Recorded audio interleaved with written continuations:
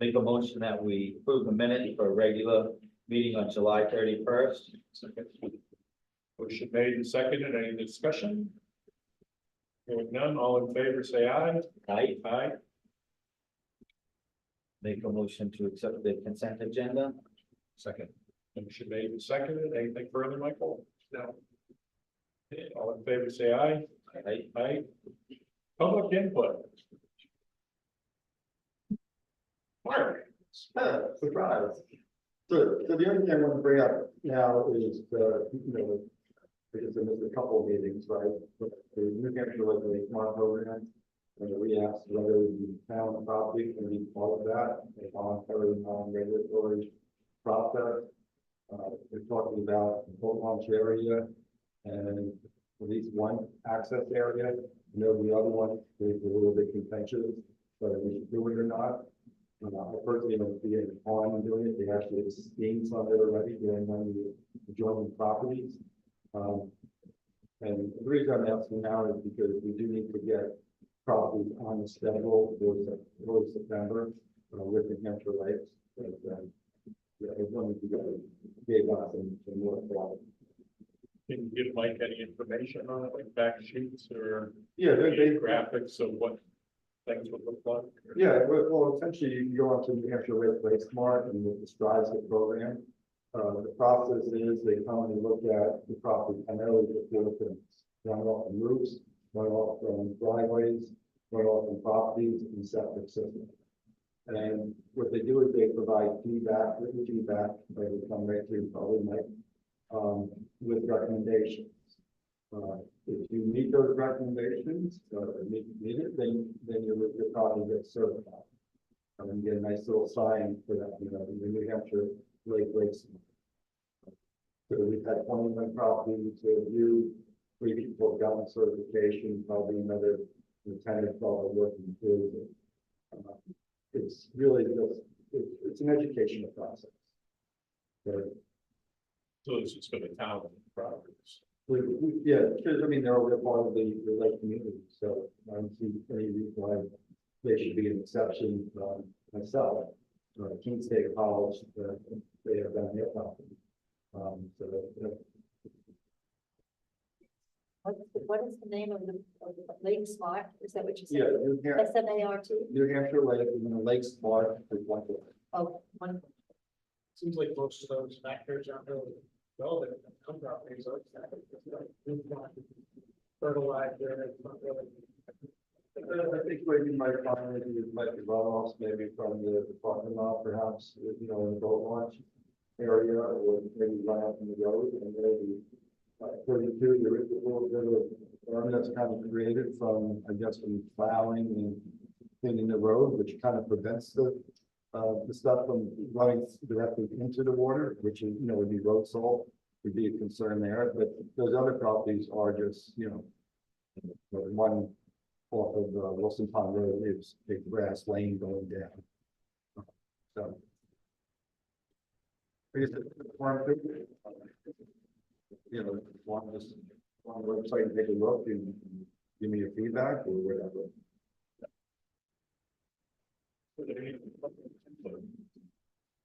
Hearing none. Nominations. I think Ms. Hart is here to come up and introduce yourself a little bit. Hi, I'm Bonnie Hart. Yeah, I live in Swanzey on Dolphin Road. I'm not from here. I'm originally from Arkansas. And I met my husband Ian Hart out in Washington State, doing wildland firefighting. And when it was time to raise our family, we decided to move back to New Hampshire to be with his family. And he grew up in the area, so we decided to make Swanzey our home. So I've lived here for about 3 years. You have a volunteer fire department. Yeah, a little different than wildland, but I have thought about it. Yeah. Is he one of Rob's Yeah. kids? Nice. How do you like Swansea? I mean, there's a reason that I wanted to get involved with the community a little bit more. So like right now I stay at home with my two young kids. And it can be a little bit hard to get involved with the community that way. Yeah. So, yeah, that's why I have no background in conservation work before I did the wildfire fire. I did Washington Conservation Corps, and I worked with our county conservation district. So I reached out to share what was going on in the community. On election work. Okay, so like. Wow, that's. I had in here, there was an alternate, but it's.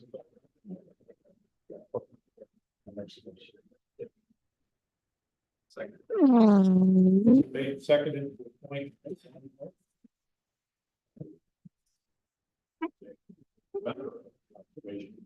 For ending town meeting 2020. Favor say aye.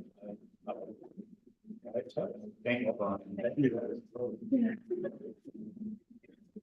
Maybe this will be running some more stuff, Yeah, hopefully. that'd be fantastic. Yeah. Under appointments, we have code enforcement officer Mike Chad. Update.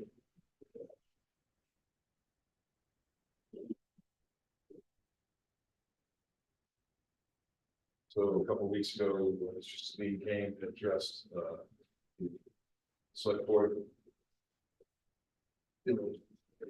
Or is feeling. And I want to come in and just make sure that the select board was where we were. You guys had the letter that's in Mr. Lee regarding enforcement actions that feel appropriate for that particular property. Just want to discuss those with you real quick to make sure you guys understood what I was doing, why I was doing it, and the attorney, with the permission, send us just a letter. A couple of things might be not quite perfect for this, so the attorney may say it's another 30 days, 45 days, but that to the attorney. I'm going to for my position. With the background here, post this very quickly.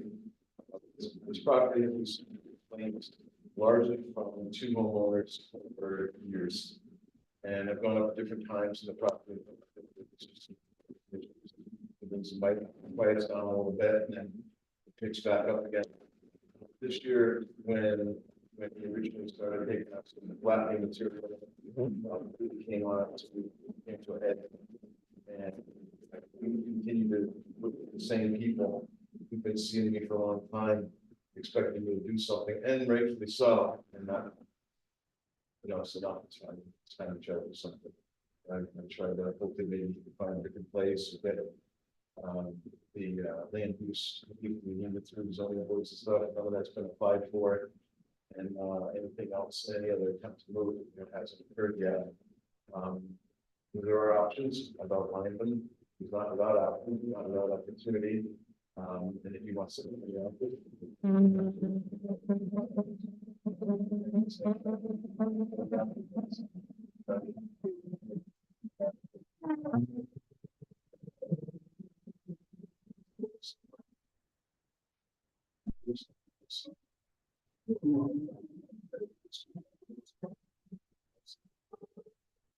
was quite helpful and necessary. But when that started, it really had to come to an end. I have with me, I have the intent to excavate permit. And we all know that these are honor systems. You never really know really what it is. And the number that Flatley put on this project was 163,000 cubic yards. I've heard numbers much higher than that, but we went with 163,000 cubic yards. If one were to assume that these are all triaxes and they're all taking 19 yards of triax, that's 8,600 shares. It's 17,000 trips up and down. It's going to be a horrible thing. Probably that nature, but it would be a different thing. And he's not. I think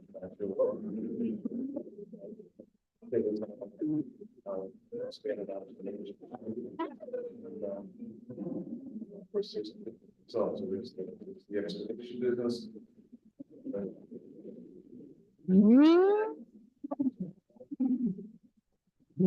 This district, nice. Not bad.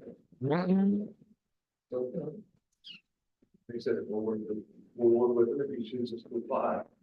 Those budget things. Well, all of that is something they didn't go for those different things. I mean, Almost not for that.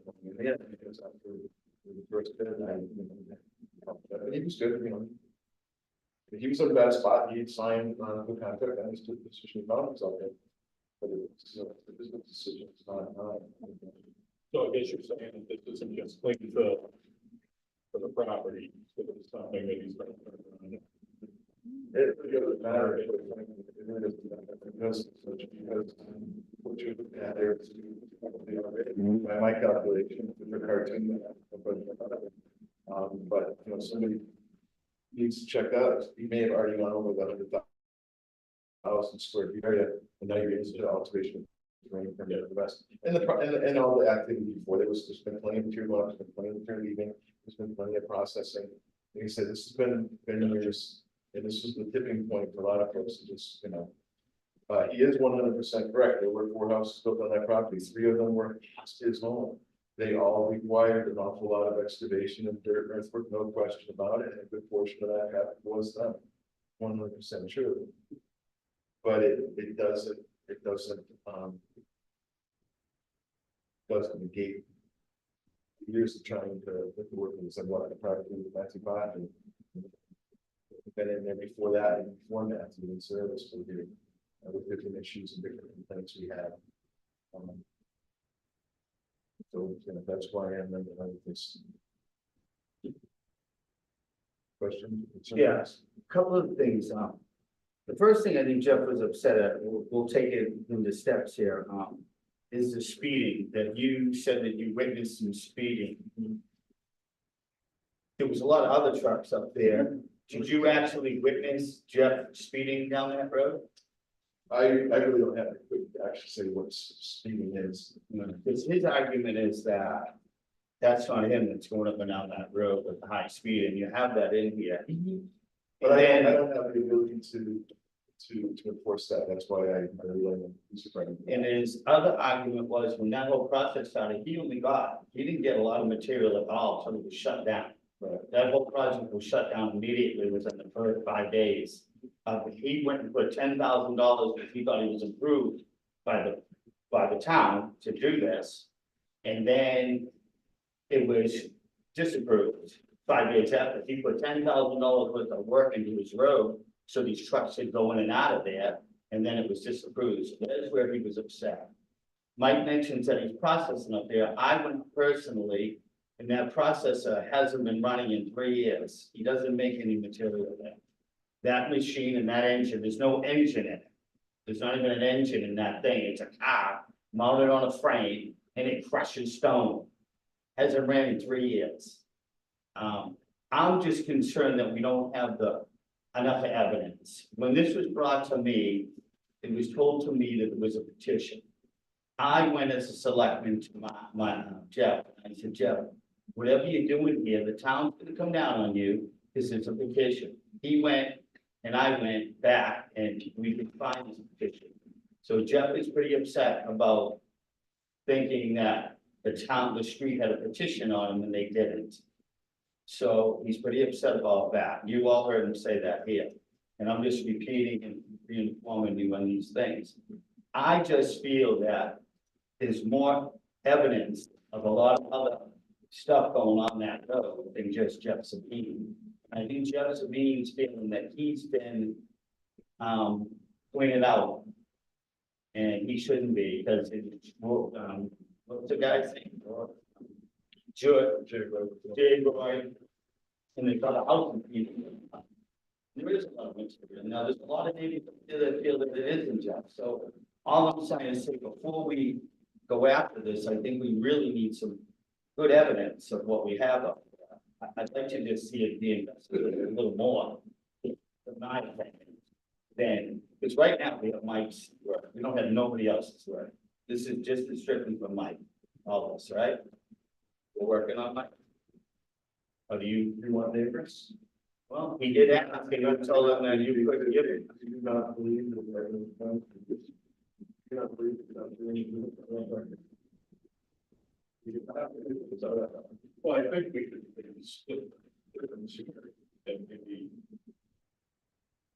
I don't know if soften it up's the right word, but to really enforce the fact that he needs a special exception. Right, and I've had conversations with Jeff and it's expensive subject to both. And I know you're good at walking people through stuff like that, so Both those different applications. once he gets that, then it's gold, other than. Yeah, but I- Speeding. I think he's shutting down everything. I think he's not gonna do nothing now, but. And I'm not sitting here just defending, I'm sitting here like I would do to anybody else, you know what I mean, looking at this. And you state here, he's been doing this for years, and so that lays back on you, not anybody else as a code officer. Maybe this should have been addressed 2 years ago. Even maybe more, and there's, Well- there it is in my letter. Well, we, as the town, that we let it get out of hand, Mike, I'm sorry, I just think that there's other traffic up there, I don't think that. I think we need to really look at it a little deeper, if it's all Jeff up there moving the gravel, because he doesn't say, I don't think with his big trucks going in and out of his plant, I know what he does for work. I hire him for small jobs, I just don't think it's a gravel pit, you know, what Mike's saying, but if it is, it is, but. I just want to say, I spoke to the gentleman that was to verbally complain as well, so it's not solely the Mike's testimony. Why doesn't Jeff have access to these people that are complaining, and why did we He refuse? has information in the packet from the New Hampshire Municipal Association. I checked with them on the confidentiality of complaints. And if we don't have a record based on complaining of a written complaint, there's no document that can request that we can provide. And I don't remember whether the gentleman said it's anonymous or not. I don't know if you remember. Yeah, I mean, get Jeff to each other. You know, look at the 10 years I've been doing this. I only remember one person who's had the courage and the courtesy to put his name out of the statement. One. This guy here. This guy here is the only person in this entire community who stood up and said, I don't like this. Not regarding this matter, not regarding this matter. Regarding a different matter. And I really, and Jim comes and sees me, and I really, every time I come in, every time I see him, I'm so thankful. This person stood up and said, I don't like this, please do something about it. He's not a piece of paper. He's the only one in 10 years. He's done that. And I have so much respect that he's willing to do that. There's nobody else is. And it does make my job harder. And if the petition would help, that's fine. I did concede, yes, but here's the thing, I really try hard to work with people as long as I can. And as long as they're sort of seeming to get along, I try to let them, until they're just not. And if you wanna kick me in the keister for that, that's fine, I can live with that. I'm not gonna not try to get people to get along with each other. Not gonna do that.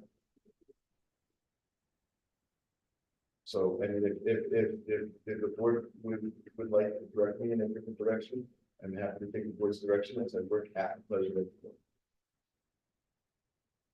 board. What is it that you're asking of the board? I'm not sure we have jurisdiction. I'm asking that we have an attorney write clear letter that either he gets. But isn't that something you can do on your own? I have, and I generally, whenever I spend money on attorney, generally check this. Sometimes I check with like, I generally. As I have. Other. I have one that's going to court now. Or not now, but it will be shortly, and I have another one that probably will. Maybe by the end of the year, both projects, both projects we talked about before. I just would like to Mr. Zucker's point, I would like to draw a line. So, we're done. And we can get your special exceptions for those 2 uses, or you can just stop, and that's fine, stopping is always an alternative. Or you get the opportunity to do it through the approval process, really. So are you talking about issuing a cease and desist, or are you talking about drafting one more letter which outlines the process to go through? One more letter outlining the process from the attorney. But stopping short of the cease and desist. I'll make sure this is. I don't think you need our permission to do that. It's a land use issue. I appreciate that. It is. I just, after watching that last week, I kind of felt that I had to say something. I did let Jeff know I can do. Oh, watching Jeff. Yeah. Well, I don't think Jeff wants to spend money unnecessarily on getting an attorney. I think he clearly understands what his options are. So for Mike to do the attorney, I think we're gonna just put more wood on the fire. Oh, now we're getting an attorney involved. I think Jeff is very reasonable. I think Jeff came in here to state his case about that it isn't me speeding up and down the road. I don't think speeding is the issue. I get that. It's the land use.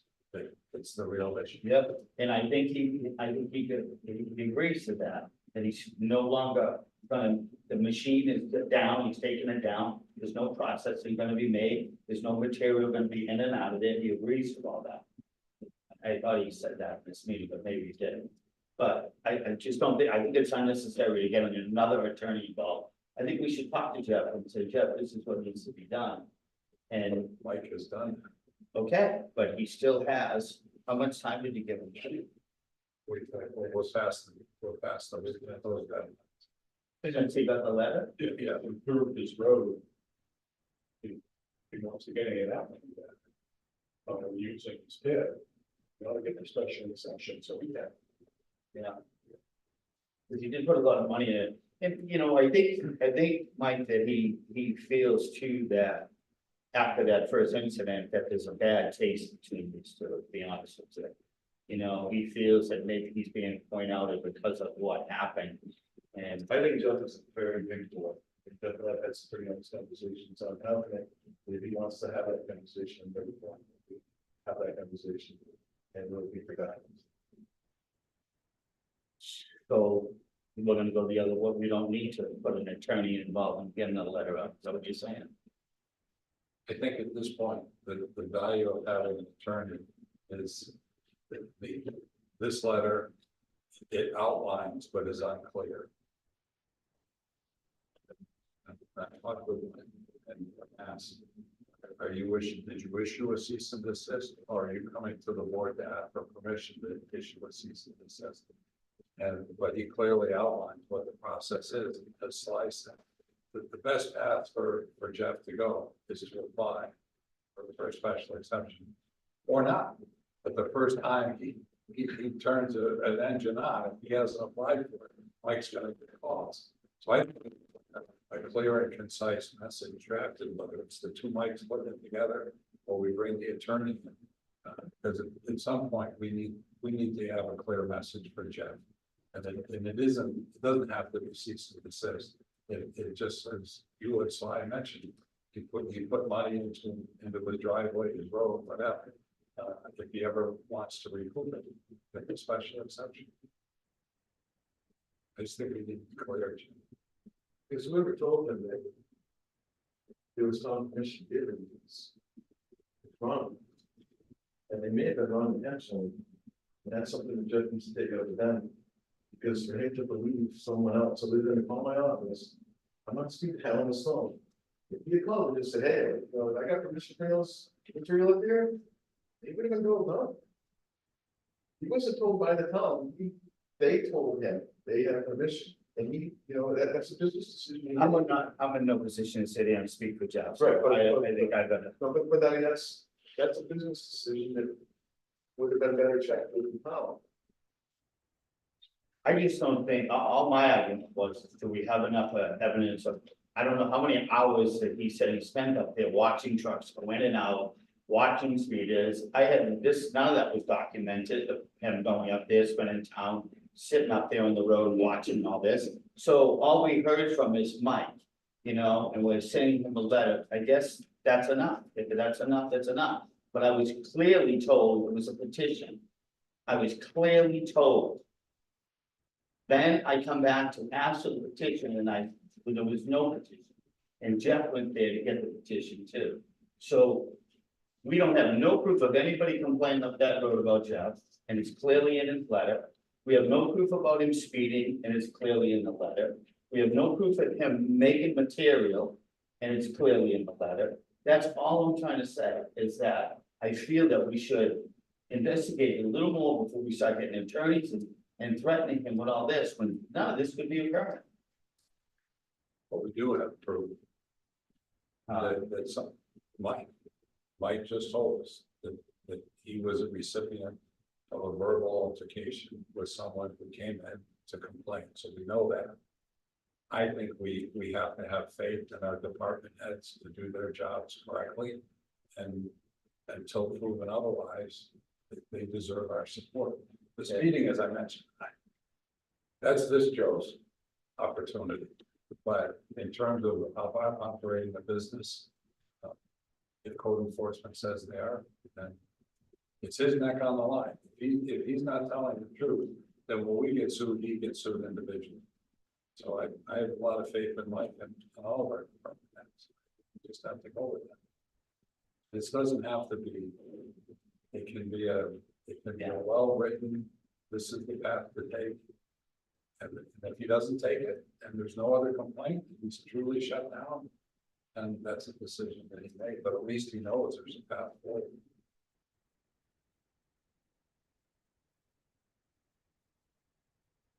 Leave some material on the other person's property. From the other person.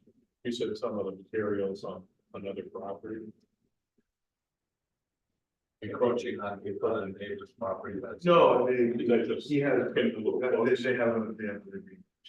Oh. That, for the best of my knowledge, I actually haven't talked to her, but I don't know these about. That we check for the agreement and so what I will work on another letter. I'll do it less the attorney, maybe with their advice, but with the attorney for a whole. And maybe if Jeff comes in and makes a commitment verbal or a written commitment, it's done, then it's done. Be honest with you, I thought you could bring in clean fill. The property. You're saying. Yeah, I mean, There's a limit. there's most certainly the DOT, and then there's, like I say, or I say, when you divide them, if you're bringing it in, like they were for a couple of those single family dwellings, yes, there's a carve out for that. But there's not a carve out for what he has done over the years and create that. So the town has actually used it as used to material there, different points until Jeff and I came to the agreement that wasn't going to happen right there. That wasn't helpful either. So it's not. Yeah, I think there's ones who try and do that. You know, so.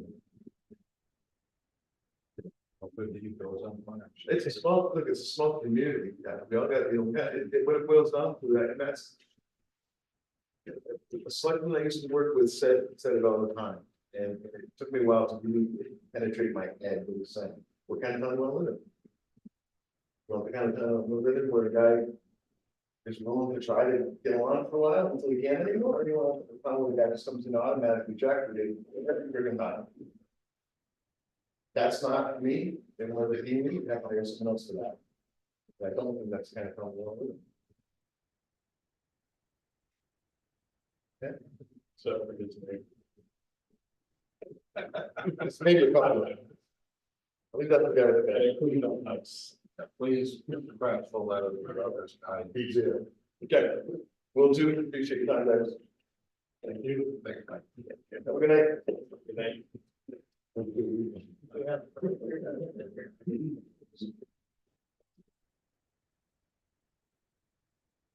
The consideration of new business number C, highway regulations and payments on covered bridges. We have Frank Winneberger here from Hampshire DOT District Court. So Frank, come on up and join us in the guest of honor seat. Oh, maybe Chief Joe can get a little closer to you. Frank Winneberger, common spelling. Thanks, Bonnie. Thank you. A lot of ends. There's a lot of it. So just to tee this up a little bit, so after our discussion, last meeting, I did find the cover bridge regulations.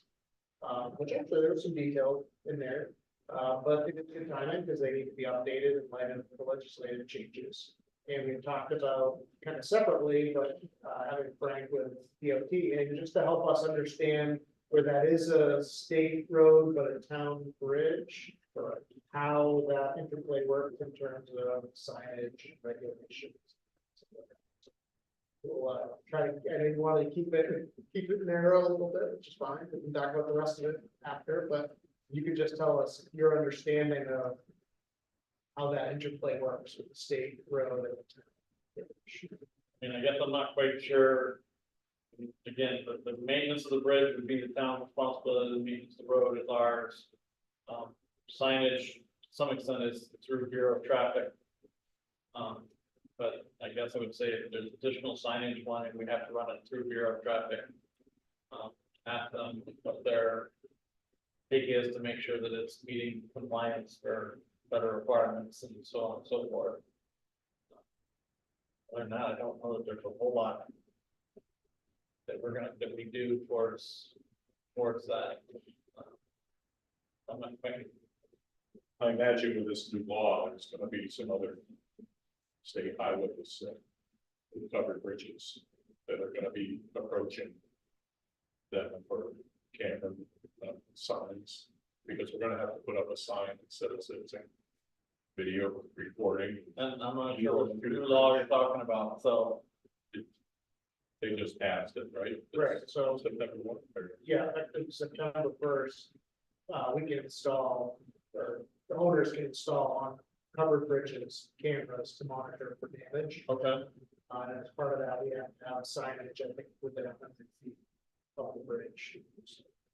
So I mean, I assume that we would then go to Bureau of Traffic and identify where that needs to be located and where it fits, so that it's not either blocking other signs or providing a hazard as far as sight distance out of driveways, so on and so forth, so. Yeah, we're looking both directions, one direction. I think we'd have to find with this level.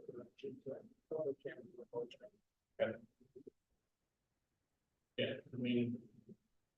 I guess it sounds like you're, I mean, if you're just looking for an extra sign and you assume that that's the law, then traffic's gonna have to make up some sort of guidelines as far as what they're gonna do as far as that. I don't- If it's telling you how far in front, I'm assuming that we're gonna be limited by that as far as.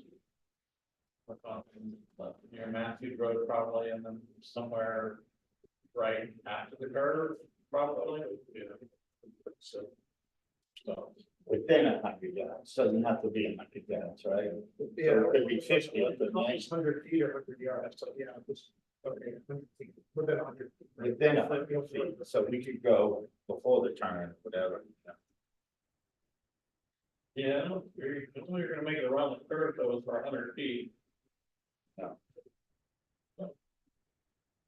100 feet or less, I guess, is what they probably say. Right. I think some of our other efforts to get more signage have been unsuccessful too, so far. Yeah, like I say, John, I mentioned to John, he said that there's been discussions in the past that haven't really gone anywhere, so I'm not. Haven't been privy to those, so I'm not quite sure where we're on with that. I'm trying to look at what's been signage was. Better. So should we go to Concord? I mean, I can reach out to Bureau of Traffic and then at this point, we'll probably include. I would say Bill Lambert again, because he's now. I don't know what his title is, so I'm gonna call him Czar of Safety for lack of better, that's not his exact title, but I can't remember. So he's kind of doing safety, so I don't know if it is safety, but I don't know if it's quite up his alley as far as safety is concerned, but. I definitely think Bureau of Traffic's the one that's gonna determine what signs are approved and allowed. To handle all the signage along the roadway, so. mean, I can start that conversation and as far as figuring out. As far as what placement, I can reach out and get the sign crew to figure out where they can put the signs and what signs are. Meet the requirements. The new law, but I think for our, around here, we've got Preston. So, yeah, Winchester, we've got one off of 115, but it's off. We'll say there can't be many that are on state routes. I don't think there, that's the thing, I don't think we have very many on state routes. I think probably our biggest one is. Whichever one goes over the, I can't remember the name, but it gets hit on a fairly regular basis, so. I'm sure it's got the same issues. But otherwise, yeah, I don't think we have very many on state roads. They have a real problem because we have to deal with Vermont on the other. It's not, yeah, put the camera facing one direction and warn them in that direction. Something. Yeah, so I mean, I think, like I said, I don't know that I have a whole lot to give you or no further explanation, but that helps. Well, another piece on signage that we got some passionate criticism of was the yield on one side and stop the other. Apparently the yield sign is newer. I think people are I saying. think the yield is up here. I mean, I don't think there used to be a yield, I think it would be open with a stop sign, I think the correct methodology is to have a yield. I mean, I think it makes sense, but if there's somebody coming to the bridge, you have to stop and let them. I think otherwise people, for whatever reason, are going to assume they can drive forward through the car that's coming through the bridge. Whereas if there's a yield sign, then it's clearly evident that you need to yield to that car that's coming through the bridge. If it had yield to traffic on the bridge, yeah, I think it makes sense. Yeah. That's not what it's about. Yeah, I mean, I think, again, I would assume that's why it was installed, is because otherwise. Yes, I don't know if there's really any, I think if there's a car coming at you, there wouldn't be ambiguity, but I guess without the signage, there's some ambiguity as far as. Whether or not, It sounds like some people are taking yield meaning to just yield until all the traffic is gone, I think is it. And so then people behind them are getting upset. Versus just having, yeah, either stop. What if we put two stop signs, one on each side? I mean, I guess we can evaluate that. I think there, I mean, I think the thought process, I'm gonna assume the thought process was that. They picked whichever direction they assume traffic's flowing more and figured let them keep free flow. Unless they actually have to stop. But I think you can have a twofold effect. One is to slow the traffic down, because you have a stop sign requiring the motorists to stop, then proceed cautiously. I don't think the yield sign is being interpreted the correct way. It's causing confusion. and I will, I can check with traffic. I'll also say, I think. I'm not sure that the yield stop is any clear, but. I think there is some question when you get two stops, does that mean, is it alternating, in which case you go let one car cross and you go one cross? I think with the yield stop, it works a little better as far as. We maybe let one car cross, then a group of cars can go, and you have one more car cross. And so, in general, overall traffic flows better, I mean, ideally, you're gonna platoon traffic across that bridge. One direction and then the others, how you make those platoons work, I think. With a stop, it becomes a question of. Like I said, are you stopping, you let that car in front of you completely cross the bridge so that. Somebody on the other side can come back across before you can go. And I think you're gonna find a lot of people, I would think you're gonna find a lot of people that ignore that. Because they don't wanna sit there and wait.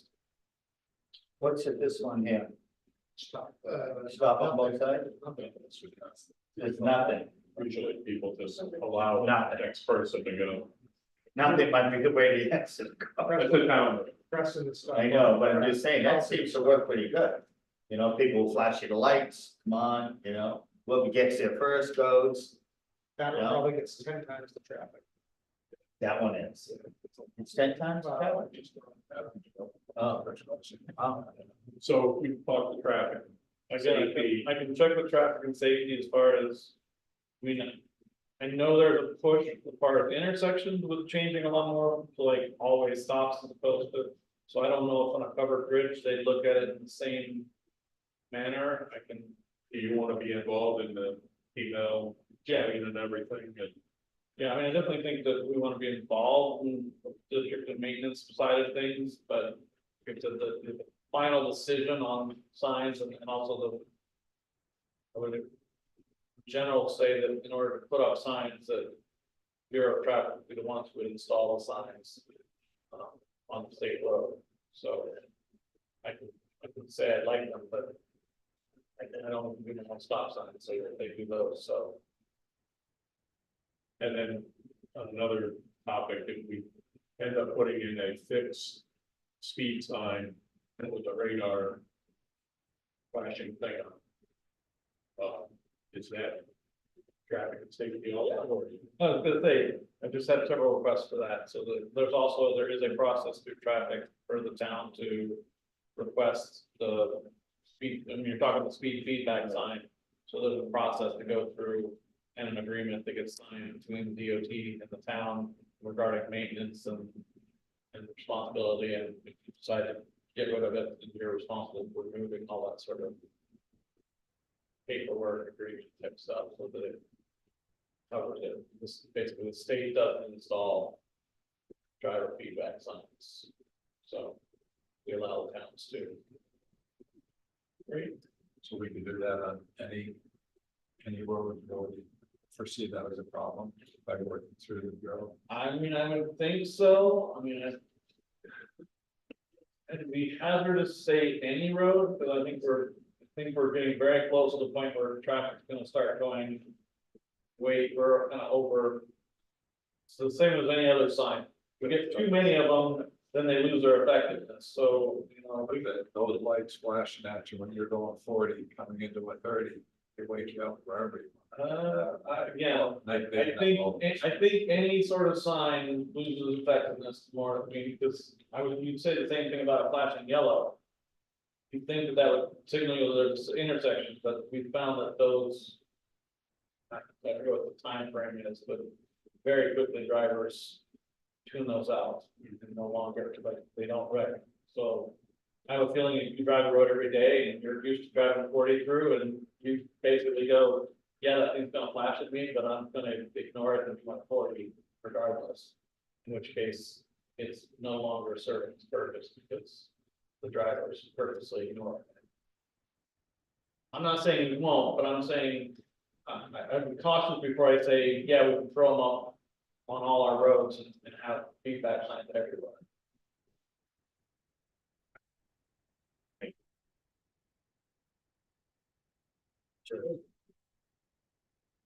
Good. Thank you, Brian. I don't want to have a whole lot. That's great. You know the direction to go. Yeah. You gave us a direction to go. Thank you very much. Will do. Thank you. Good night. Thank you, John, for coming. Have a good night. All right, we go back. Appointments, solid waste manager Joshua Whipple, assistant solid waste manager Zach Key.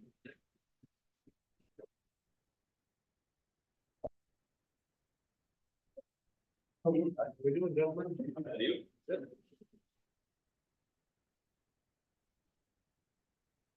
So the first thing on the agenda for this is, looking to replace our electric pallet stacker.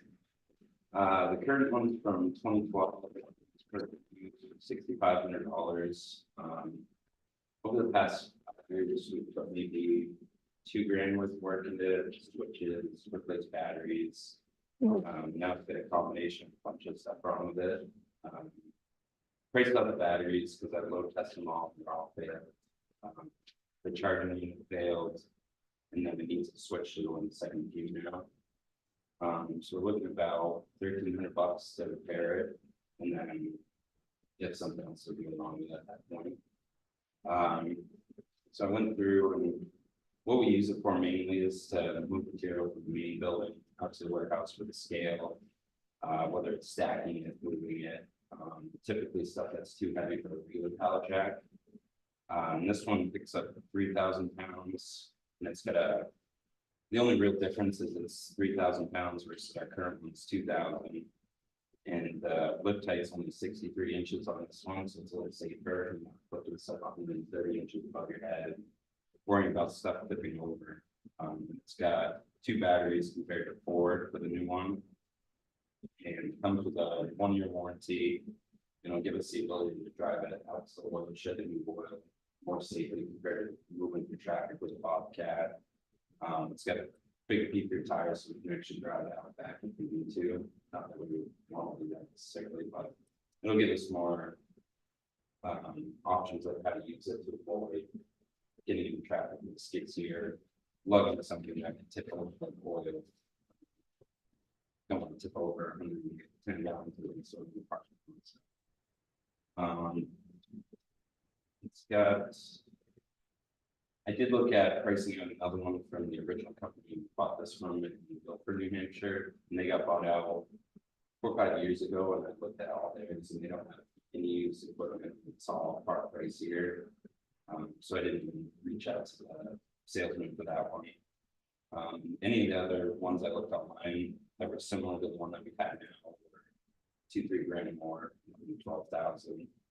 And I felt that this one, the rough terrain stacker would be a better fit for us over there. The total was $9,999 with an estimated $850 for the shipping, so roughly $10,800 for a brand new one. I think it all sounded a lot better than our current situation. There's a comment. Global Industrial, so I think we're at New Jersey. Yes. So I noticed in these pictures, you got some of these stacks are 3 high. And does the new one go to 3 high? Can you stack 3 high with the new one? No, that's So is that gonna affect the room that you have, that you can't stack 3 high? No, because anything that we need to go that high would need to be out in our storage container for the Bobcat. The Bobcat does this too. Yes. The box for that. Yep. So yeah, we can stack stuff if we need to 3 high up there. We actually are trying to get away from that because we ran into an issue with our 2 plastic bales. Came in one morning, bottom one blew out, all the wires broke. It's been sitting there for 2 years, sitting on it for so long. But wait, you mean it blew the bottom one out? Oh, yeah, so then. Yeah, because they look kind of rocky when I was there. Yeah. They get a little, because of the plastic and they get rocky, so. And how long they sit, because we I sat on noticed that. that should be for probably about 1.5 to 2 years, so over time, the wires just end up giving up, and that's why we try to stuff more than we have to, so it doesn't do that, so we spend good, 6 hours picking up 800 pounds of plastic. So we try to avoid that as we can, so we're trying to shift and move some more stuff outside and just double stack stuff inside. And changing how we wire it, so we're adding 2 wires on the ends now. So kind of a pilot program to see if that'll help from disasters like that. So, We'll just get rid of the old one, right? No, we yeah. hang on to it. I mean, we could probably try to put on the municipal bid. So I don't know what's the bid, but But it still works. yeah, if the stuff on it gets replaced, we can just put that. I would imagine the tires are a big bonus for you guys, so you can go out a little and drive better. Yeah. And the tires that are on the other one, right? Yeah, and the other ones we've replaced 3, 4, 5 times maybe, because it's got 2 rear ones sitting in the back, main drive wheel that has brakes and all the pads for that, and it has 2 straddle legs with the wheels on it. So it's 5 different tires, 1 with a manual stop with that thing. So what I would imagine with the bigger tires, we don't have to worry about that, but typically we keep it 3-wheel swapped in. Those air tires, are they solid? Solid. Solid, Yeah. so we don't have to worry about that. Yeah, exactly. Yeah, because they look like they got air in them. Like a Yeah. picture, but Yeah. they're not. No, and I actually did some research on replacement tires, and they don't have the exact ones, but I can get some that are a little more durable. I think they're 3,000 or 4,000 pound caster tires, but they still have a rubber, and it's a polyurethane like that. Current stackers, so should be able to put some easy backups if we need to. But I don't intend to drive outside of that, being probably the parking lot would be the extent of moving. So I got you. like our light bulb vendor, they have a property truck, box truck. So we usually go to all that, and just put. Not that easiest thing to balance without dropping. So this would be a more sturdy way to get it on the truck and hold them, so they don't have to give us labor truck. So. We'll take this up now, and we dealt with it and say, you know what, we need one of these, that would happen, and this is. So I don't know if we can set the batteries. Got it. Replace the charging unit after that, so. And it is in the CIP plan for this year, so. Yes. It is on plan and maybe. More than 15,000, so. Oh. I can remember, yeah. So, Do you think it'd be worth talking to the manufacturer about getting replacement set of wheels? It's gonna be. I looked at the manufacturer website, I didn't see any, but I can always shoot an email and see. It might be ideal if you bought, Yeah, you yeah, know, if you give them $10,000. couldn't hurt to have a second. These wheels we might get more life out of it, but if you look at them, these ones look like they're gonna last a lot longer than the other ones, right? Yeah, and They look more durable and I think the bearings probably failed before the actual tire itself. that's right. And it does look like you can pop out and put a new bearing in it, but they didn't really have very many good pictures of it. Up close like that. Is it hydraulic or chain? What is it? Is it Battery power, just battery? so that's just. Oh, no. The back with the wheel in the center. And right now with the 130-inch, we used to set 3 high out back with that. And you can't see over the second, so there's really no need for anything to be standing there. Have some Safer. And it's you're protected more. And stuff.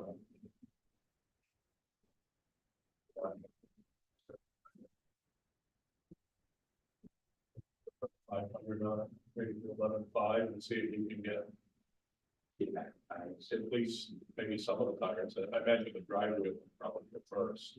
Yeah, yeah, because those are pretty rugged rear tires, because it's one single rotating one, so it's got I think it's 6 inches wide, and it's got the brakes attached to it, so it's all huge. And since we've had the current one, we've replaced the brakes once, and who knows if somebody did it before, but that was some time. Yes, Would there be any concerns about a spare set of tires drying out or anything prior to use? oh, solid, so.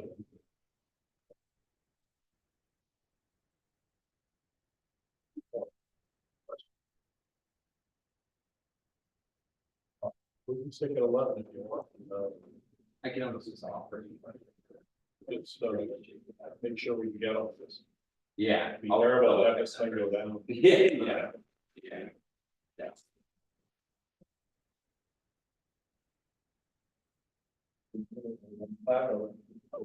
Up to you, what do you think? We use the operating button. But I think I'll make it go to 11. Second. Okay, motion made and seconded, but authorizing $11,000 for the site work that we want on Alex Saturday. All in favor, say aye. Aye. Presentation, John. Good job. You had all your ducks in the fire. Thank you. Yeah, I think you had a second skid steer. In the budget. Is that Ideally, yeah, but I don't know if what happens this year. So I still want to do, I have an upcoming area, the glass area, I want to get the replacement blocks, the same 4x4 concrete. Reclaims, I think that's plate on blocks from graves. Estimating that to be about 25 blocks. So the right side will be single high, back side will be double, and the closest to the front gate will be double, just to hide it, but we can't see it from the north when they come in. And then just to shelter, but then we can still store. I estimate 30 tons there, so that's what they're for shipping, so once we fill it, it's gone, and then we get out, just keep rotating it out like that. What are you working with now? But how much storage do you have now? not much, and it's probably back of it. You gotta get up to how much to get them to come? 30 times. For that vendor, the other vendor, it's wait. The reason why they it's a 3M facility, so they make fire a lot of stuff out of it. But that's one of those things that's gonna be scheduled probably over the next. Right by end of September, I'm gonna try and ship that out and have fresh. Without it filling out a bigger piece of property. Yeah, and it just looks like that. Yeah, I know, right, for the, Yeah. So I want to save some money for that. Security, into, I definitely. I'm thinking I'm gonna do long.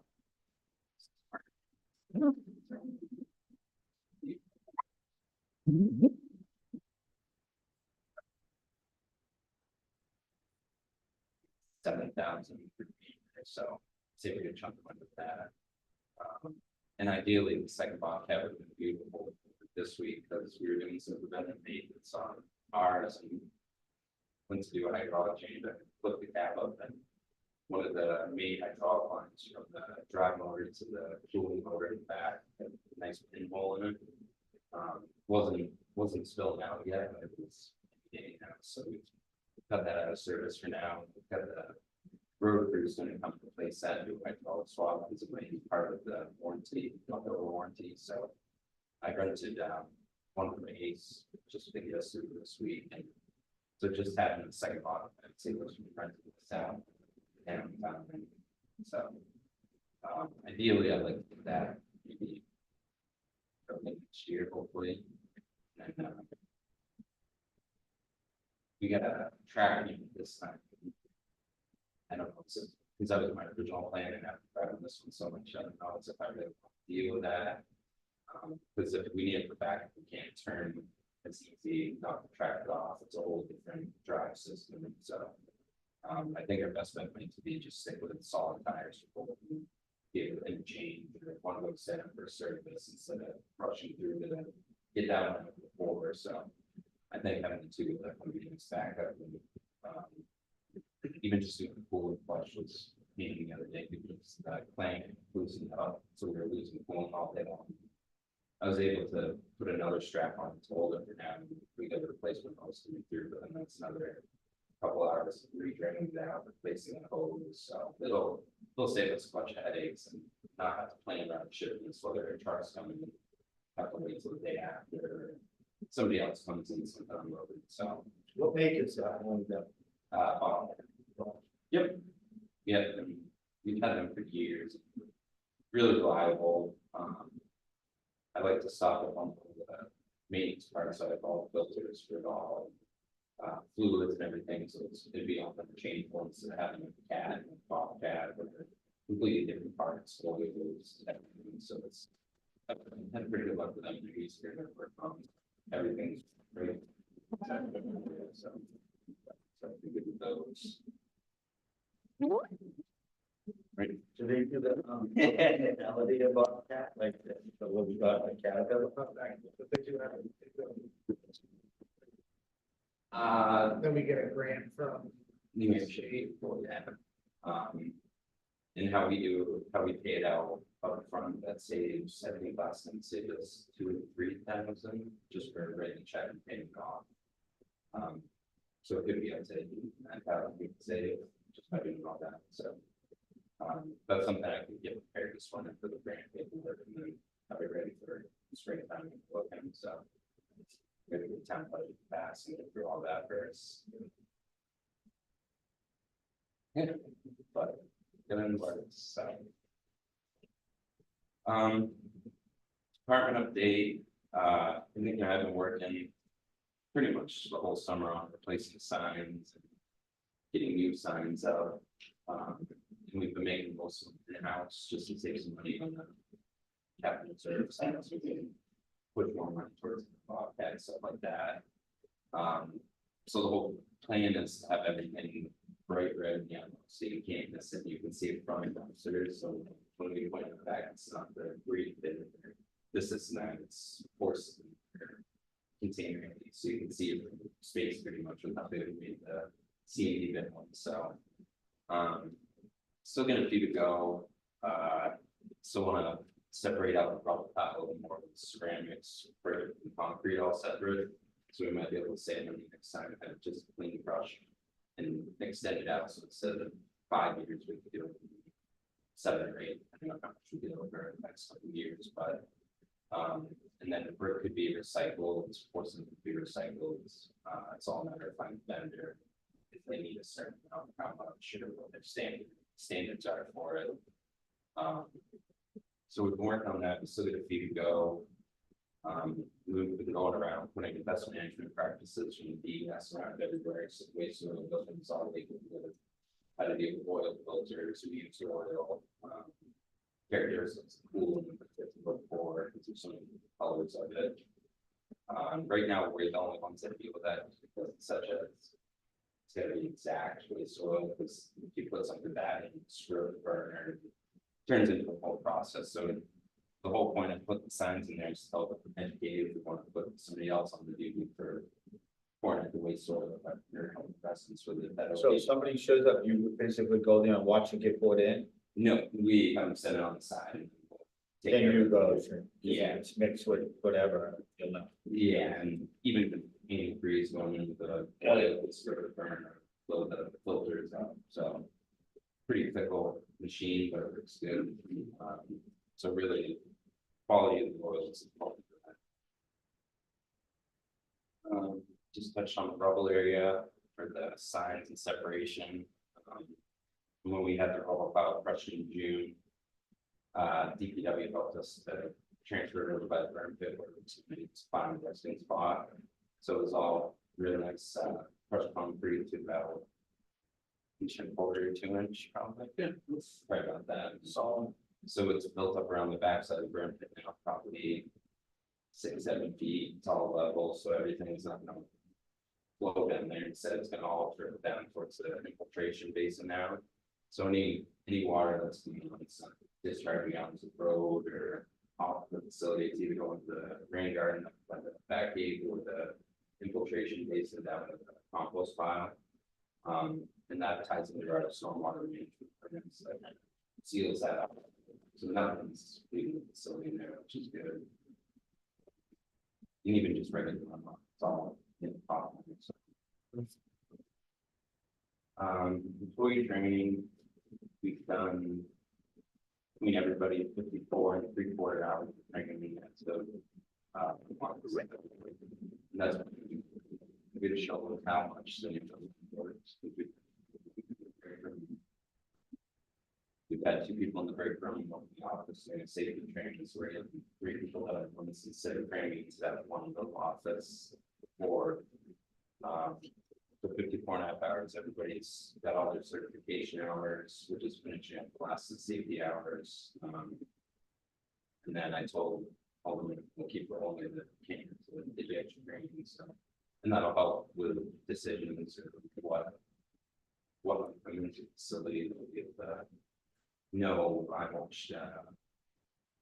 fire extinguisher training or free on training, so it kind of helps to better serve residents in that aspect of it. I've done 21 CUs for wastewater, and then on 16.25 hours out of my mandatory 225 that I have to get within a year. Starts out at 450, but solid waste will account for 50% of it. And then the 225 hours has to be under certified operator. I've been working with Kurt from WSL. He's been very patient and great with that. So I've been Monday, Tuesday, Wednesday with them.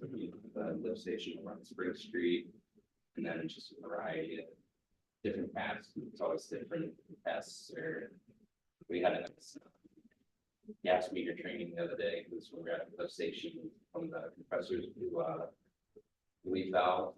And as soon as I was the safety guy top, and as soon as he put his foot on the ground, his meter started going off. So he explained what was happening, what caused it, how they're basically forcing air down about the can circulate pressure and everything, so they can go down and support them.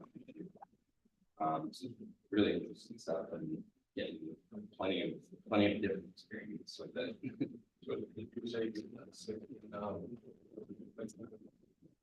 Until June 2025, whole shed, so.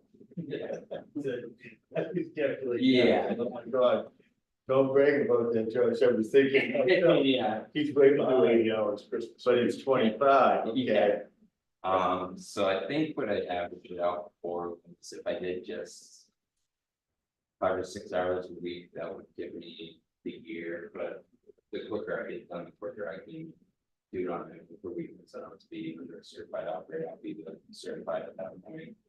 That is Nick going on at the same pace as you. He's going into December exam. They only do it twice a year.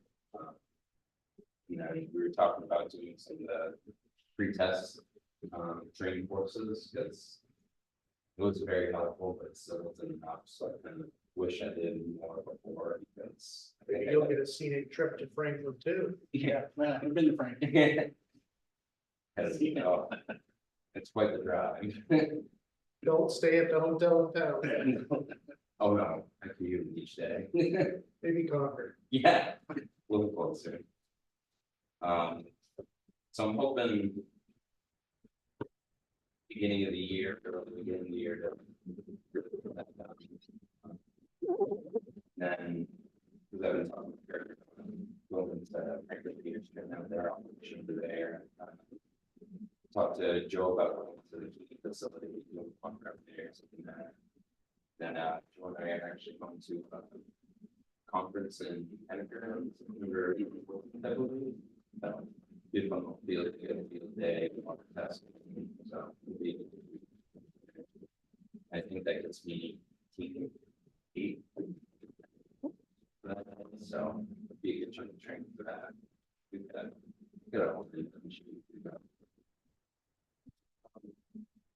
Last year, our waste management contract started.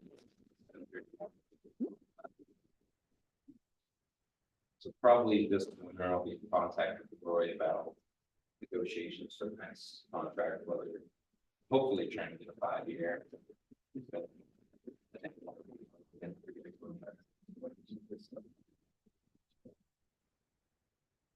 I'm gonna have him give me a quote on the time glasses for one and then try to ski instead of us paying to go all the way to Canada 30 times a week.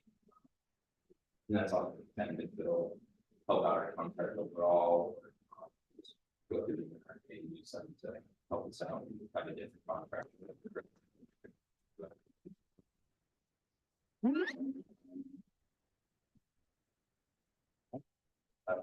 that enough time for the negotiation? 6 months. Oh, yeah, because I don't wanna feel like it's not a good time right now. So, I'm gonna do a little more research with our new vendors coming into this area more and more. To sell about that one. Forget. Keep efficient. This way.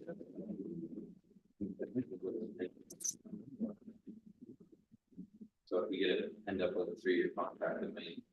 We can stop quickly. This way, I know that's their intention.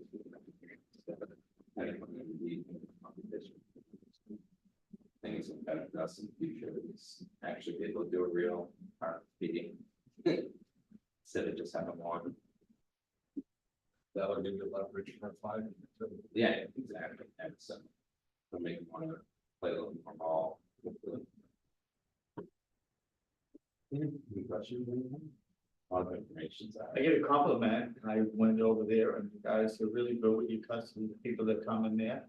Direct them, I thought it was really good show that you guys did over there. We did some great. So that's all I have to employ that. My wife went over there and, you know, you feel like you can ask, you know, where do I go with this? Where do I go with that without being burdened? Yeah, A lot of places that you go, you feel like a burden. You guys don't make that feeling. And I compliment you both on that. got some great people, that's for sure. You did. You got a good crew over there and you're doing a great job. Thank you. Anything to add, Nick, or are things still for you? Oh, good. Yeah, I just want to add about the training, 54.5 hours. There's also training that I do that's, separate from that in the aspect of batteries, light bulbs like that, with our employees. And like John just said about getting people into oil and stuff like that, I'm kind of slowly doing that with those things as well. Just with batteries, they're pretty nasty. Like a 9-volt battery in your junk drawer, you don't think much of it, and it's actually super hazardous. So just training about what to do about that, how to dispose of it properly. And then different batteries going to different locations, and the same thing with light bulbs. They all have to be separated, stored properly, and labeled and everything like that. So I've been working with them as well in that way. It just doesn't get like credits, in that sense, but like we've been doing a lot of training throughout. I even did the safety thing. I did the safety thing with batteries in the brake joint. Yeah, so just again, that building has done so much for us. It's really incredible. Just like Josh said about, we are able to do a couple of people training at a time, and that ends up saving so much time for everybody. So it's been really good. I'm hoping to be a part of the CIPC here pretty soon, to get added to that and, kind of start doing that stuff. And I'm also working on different recycling markets, in the sense of like scrap metals. So there's different pricing for everything from a compressor to a motor. And I've figured out that there's like even video games and stuff like that, the consoles, they have a much higher price than just regular electronics. And if you were to separate those out, we can actually make money on electronics, and help offset some costs through that way. So things like game consoles, cable boxes, cell phones, satellites, receivers, routers, servers, MP3 players, things like that, we can start to kind of put them in their own box. And then once there's enough in there, you can send them out and, instead of paying 900 or whatever for a container, we can, get it drop down to 600, depending on how much weight we have in the boxes. So that just help offset costs just by, just doing this one thing. And then also the motors I brought up, I'm starting to take ceiling fan motors, just those, because they're big, easy to get to, and they have a much better pricing than just throwing them in the scrap metal. It's like light iron. So yeah, those are a few things I've been working on. What takes a 9-volt battery, so that's.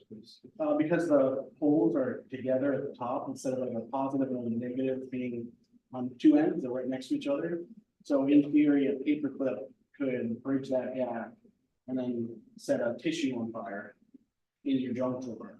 And yeah, there's a YouTube video. Some gentleman's a safety guy, and he's big on safety, makes safety videos. Half of his house was burned down from a 9-volt battery. And like I'm gonna be able to train when people learn that. It's, wow, this is like, yeah, this is serious, and you just think it's just not a battery, just. Yeah. We'll make sure I keep the is there a way to educate people with this through Swanzey and Covered or pamphlets at the recycling center? That's like the BMPs, the best major practices that we put up at the battery shed and stuff, do have that information in there that's available, to read. I think But it gets to people after they've already dumped it in there, but unless they see it, it's in the trash. Right. So how can we get ahead of it? I think a lot of people are recycling batteries. I go through thousands, like probably thousands of batteries a week. So I think a lot of people are doing the right thing. But yeah, it's just education. So, if I guess the only way I could do that would be to, rip open the bag, and if I find a battery, and explain to them, what I just said about 9 volts being so dangerous. Like lithium batteries are a whole other level. Once those things get out, they don't go out. So probably Swanzey Uncovered would be a good way to go about that. But also us just having information readily available where you put your batteries, would help as well. Because some people just are trying to do the right thing, I've gotten the coffee can, metal coffee cans full of just 9-volt batteries and everything, you know, and it's just like, Yeah, they're trying to do the right thing, but it's also, you know, just educating. It's when you can, it's tough because Swanzey uncovered, you know, it goes out to everybody, it doesn't mean everybody reads it, you know, so I just try to do it as I go. You know, any chance I get, and then if someone comes in and asks what I'm doing with them, and, you know, just explain, tell them the whole spiel about safety and dangerous it can be. Garrett? If you want to, you can submit PSAs on MassDOT's website with information and pictures, and then I'll go through it, sure it looks good, and I'll go on our website. And also put it on the cable channel. You can come and shoot like a little PSA video sometime. Like that. When I reach out to back to me, the fact he's kind of, you know, about it, or something like that. Okay, Then you guys can take the video and put it on your website. yeah, okay, awesome. okay, cool, thank you. Anything further? Or is any questions about the burn pit? Can't wait till it's gone, that's all I have. What's going on? Actually, we're still waiting on our burn permit. Okay. Yeah, yeah, I guess, You don't need that. no, It's gonna go quick because that stuff's all. oh, yeah. Well, I started digging into that side pile. Yeah. That side pile, and there was probably 6 feet of compost from all the leaves driven down. So I'm glad I didn't have to push in the pit because that would have been a spark sure. But, I guess I was talking to Chief and he was saying that the fire wardens move the people around, something, the one for our region is from out west, and something like that, so she's going around inspecting the sites and still waiting, so hopefully that personnel call will solve regardless that way, so. But I do have it set up, I've got burn barrels down there, and then the pile's really not as big as it looks now, just because of moving it around jostling it, so all the pine leaves have all the bark off it, it's all composted down, so it shouldn't take long to go, that's for sure. Well, thank you. Thank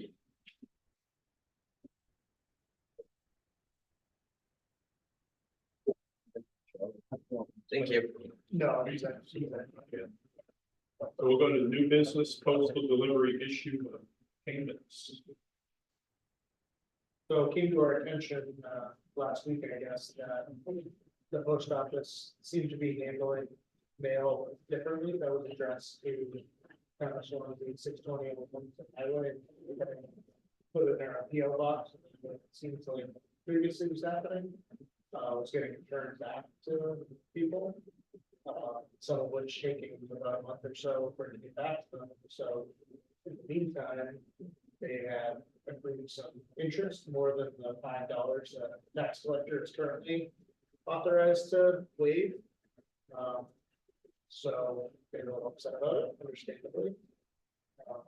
So I want to bring this to the board's attention, which I think it already has gotten to your attention, but just discuss how to handle this specific issue, and then also kind of brought the opportunity of Kevin brought to my attention that the tax collector can waive the board authorizes up to $25 instead of the $5 we have been doing. So that would give him a little bit more flexibility moving forward. Does not necessarily solve all the something more than that. But as we all know, $5 doesn't buy what it used to, so 25 would give it a little more flexibility for those that are just a little bit late. What's your thoughts on that? Can you explain it to me again? Basically, right now, the tax collector can forgive up to $5 for the minor discrepancies, interest, things like that. The new law that the state allows up to $25. So if we change our policy, the tax collector that uses discretion forgive up to $25. Doesn't say much. That's all they allow. So Right. I don't see a problem with that. Kevin, It would also allow them to just apply overpayments under $5 to their next bill instead of trying to come and check. No, that's different. So that is the overpayment part is still fine. But the refund is, or the, interest rate. Need a motion to that? I think that'd be good. Or either way, yeah. Consensus of the side. Yeah. So with regard to the current situation. How many do we know of that were returned and then got the late notice? Kevin estimated under 10. Something like $50, I guess. Yes. Consensus on those or? That would be fine, yeah, either way, once we get the general direction, we'll type up the individual ones for the meeting. Right. So, yeah, I think in this particular instance, we know.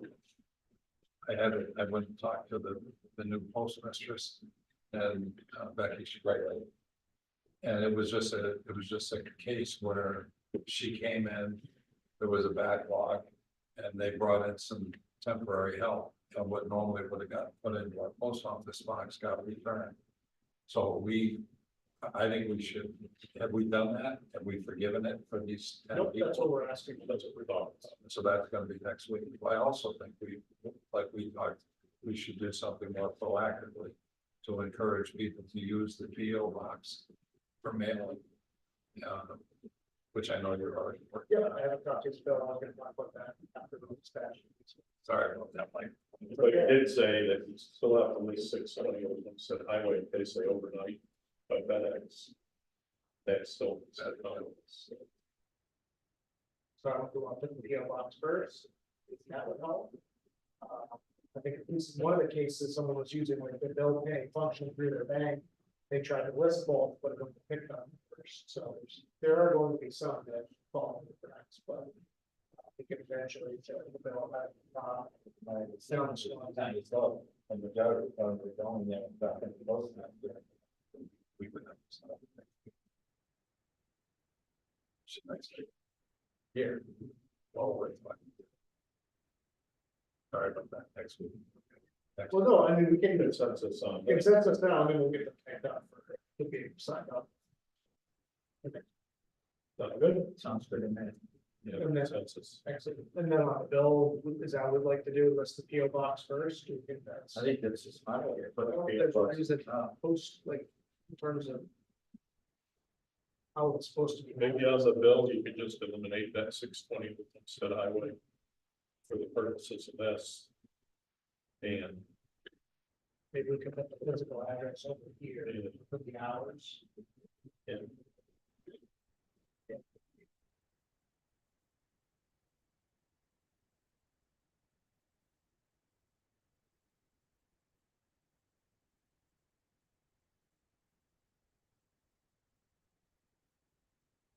What's Swanzey tax increment finance district? So I know these gentlemen are familiar with TIF districts, but I don't want to assume you are, we can just connect, so. Stafford Drive for the industrial markets. The town's designated that as a TIF district in the late 90s, early 2000s. So what it does is you take a part of the town that you pick out properties, you take a district. And whenever anything gets, the value increases in that area, it goes towards infrastructure projects. So in that case, it was the road, it was the sewer, water, you know, went towards the power. Anything with the road, water, and sewer, maybe some of the other. With your warning pre-phased part of business. Basically, you build out the infrastructure, take them on. The improvements that hopefully come. Paid out. So that one's about ready, especially with the reval, it's about ready to retire its debts. So unless we decide we want to do other projects in the district, probably close it out. And then the value that we built will go towards overall assessment and then lower the rate, just like other increases in assessment. So it seems like we got piled up a list of different possible infrastructure projects in the West Swanzey Route 10 area. So my suggestion is that we think about setting up a similar district in that area, which could go potentially towards the water company acquisition improvements, could potentially go towards the sewer system improvements. Brown Memorial Field, we want to incorporate that, sidewalks, the corridor improvements, Butler School, we got a lot of potential things upcoming in that area. So my thought is to get, what if the district gets approved, you have to have a board with, I think at least half of the people have to either live in the district or own property in the district. So let's get some of those folks involved on the front end with a committee to work over the next few months to review it and see if they think it makes sense. Properties don't get taxed more if they're in it. It's kind of a misconception. You don't get taxed more, it's just when the value increases, it goes towards projects. It's not like an additional tax. I know, so I mentioned, when I talked to him about it, that the idea of a precinct or district for the water companies, that's this version of the way to do that. The ratepayers can use increased values to go to. We have a few projects that have been approved that haven't been constructed, those could kind of be starting point. You know, I again, add to the increment. So, kind of like the form of a savings. You can either save up and then do stuff, or you can do a bond and then that's things values. Pretty much what we did on Saturday, right? And we expanded it, right, the includes some of the airport. Yes, properties. yeah, that was the boundary works. But we wouldn't be tied to just what we decide here. I think that we see something just outside of it. Absolutely.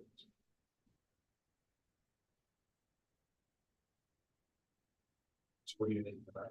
Is this just informational? Informational, get your consensus, if it seems worth pursuing, we could bring it to EDAC to see what they think, or planning board.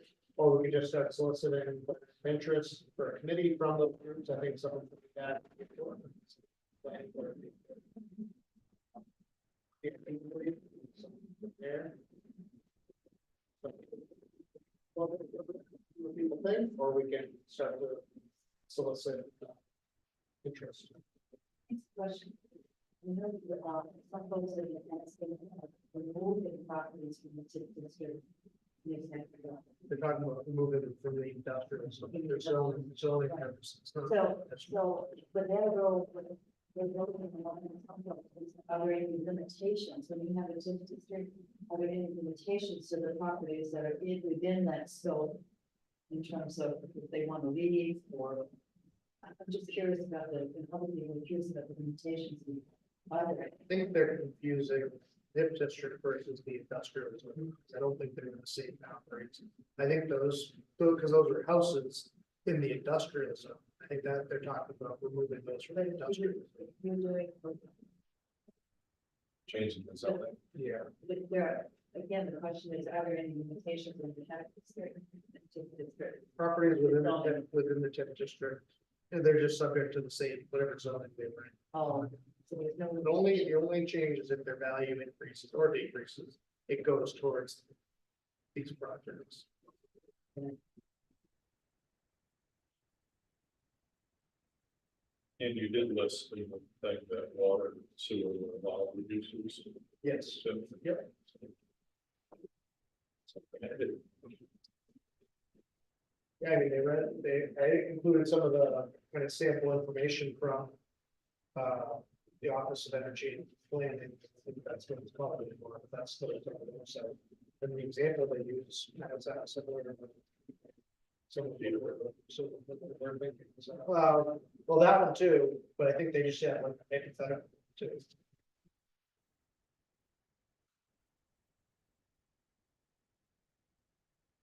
Yeah, it's a small town in northern New Hampshire has an exciting vision for renovating its historic downtown. The general revenue bond will be used to renovate the town hall. Sewer and water rates will be increased, those funds will pay for upgrading downtown utilities. The CDBG grant will be used to turn old building into low water income housing and daycare.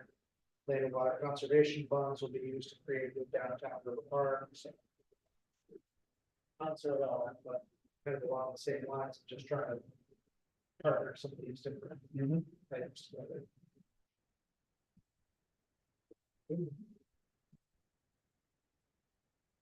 think there, Mr. Vice Chair. You're on the quiet over there.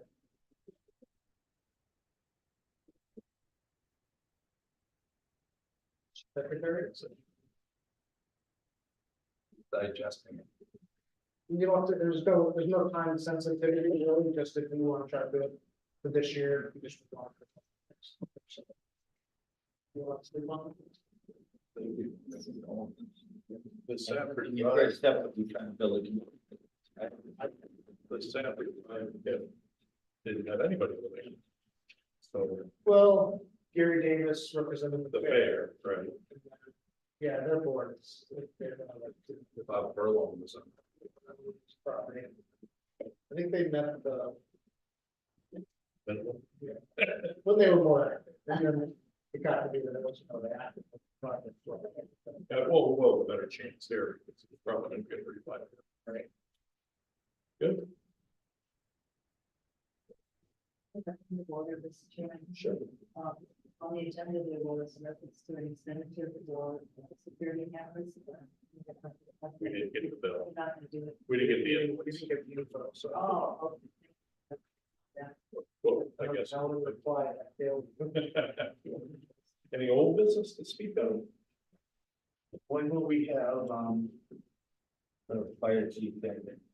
The other deputies, somebody, that they do for an update, or whatever. I think we might want to think about getting an update. It's been, what, how many months since we started that? 2 months, 3 months, and I think we decided it would be 3 months, and maybe. Sooner. might be. They were in. Yeah. So, I don't think so. I don't think we, oh, maybe you're right. So, They talk about the events. I think Bill, we said that we want to make it steady updates, see how they're moving. Right? I was just bringing it up to see it, to bring them back in. There's a meeting tomorrow night at 6:30. Oh, the committee, The committee, station committee. yeah, the committee, Anything to report on that front? We have two of the, we had three of the members. Did any of you guys go to the Westmoreland? Okay. You both did? Yeah. How many people went? Yeah. Not that many? Everybody just drove on their road and went there? That's right. Huh. I hear you guys are doing a hell of a job, that's what I heard. You're moving along. They're moving along. I read the agenda of the last meeting, it looked good. How was the tour? It was good. I mean, it's nice to see a sizable, roomy firehouse. You can actually walk around the trucks and do things. And, you know, I mean, it's pretty bare bones. But it's very well. And chief is very proud of it. He's saying it's good. No, I don't know. Was it a metal building? Not great. Stick building. what did that come in up to the top? 2.43. How much? 2.43. They had like 70 grand left over, they're doing so. How many days? Oh, how many days? 3 days, that'll be. 600 square feet. About half the size, 600 square feet, 6,500. Yeah, I don't know exactly what the size. The doors, I know the doors are 14 by 14. Good. Probably, what was the difference? 500 square feet, which is about half the size of the Okay, fire station that Swanzey proposed the last time. half. About. No, we weren't. Like we were the 12, the first one was 12,000. Actually, the first one was 10,000, I think it went to 12,000. Then it went down. It was 8 or something. Someone says to me, 8, Maybe it's a a lot. lot down, 10 less. Theirs is about 6,500.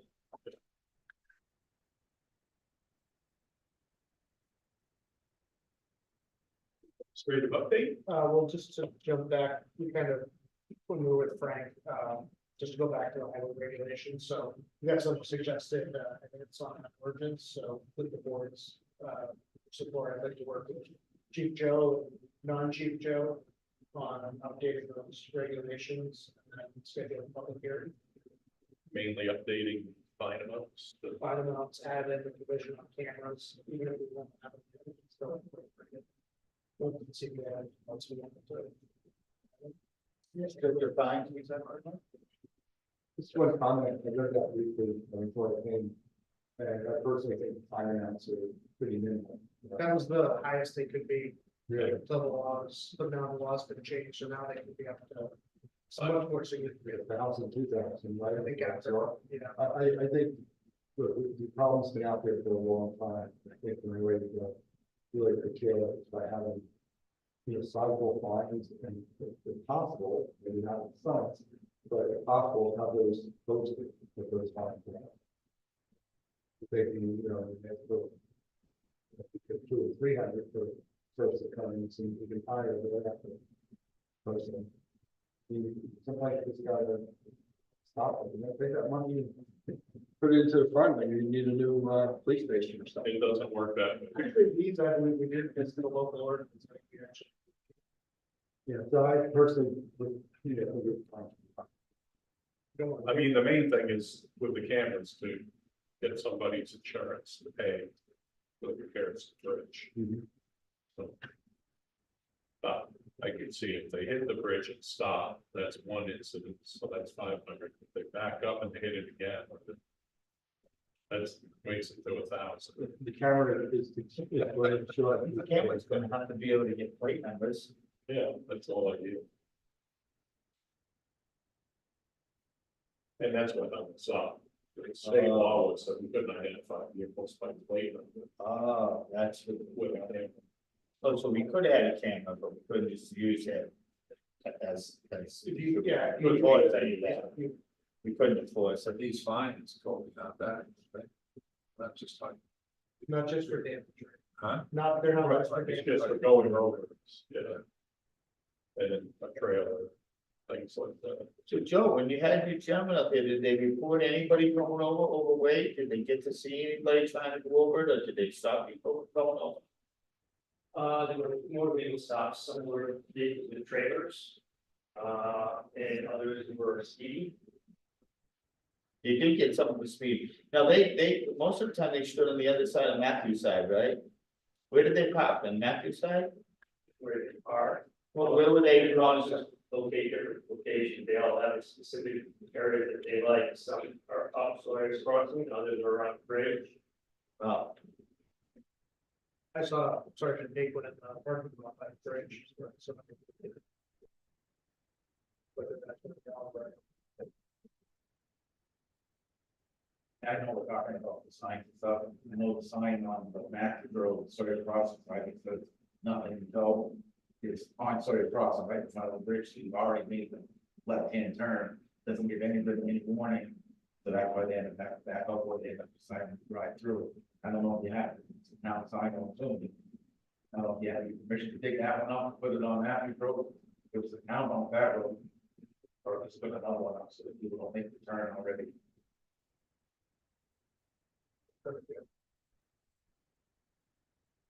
Sign company, we have a lot of us. Correspondence. Just the, another block, the.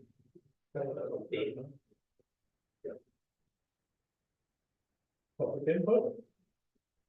I know that 2 weeks ago, the chief had said that, well, at least I thought he said it. Tabitha is in the FTO program still with somebody. I just wondered if you wanted to contact the chief and see if you're here. If she's still in the FTO program. No, she's graduated, Okay, but last week or 2 weeks ago, you said she was still in. she's graduated. Okay. How's this sheriff coming? You two are in charge of it, you're supposed to study it, you're what's that? We really want new chairs? Discussing the These lack are of any comfort. work of on students. These are no more. I noticed, well, they are more flexible, but still. All these kids, Yeah, not all, heck of them. kind of scared me when we looked at the price of the tables. The hospital order, the prices still apply if you said you have a restaurant catalog. I'll tell David, I'll bring it in next time.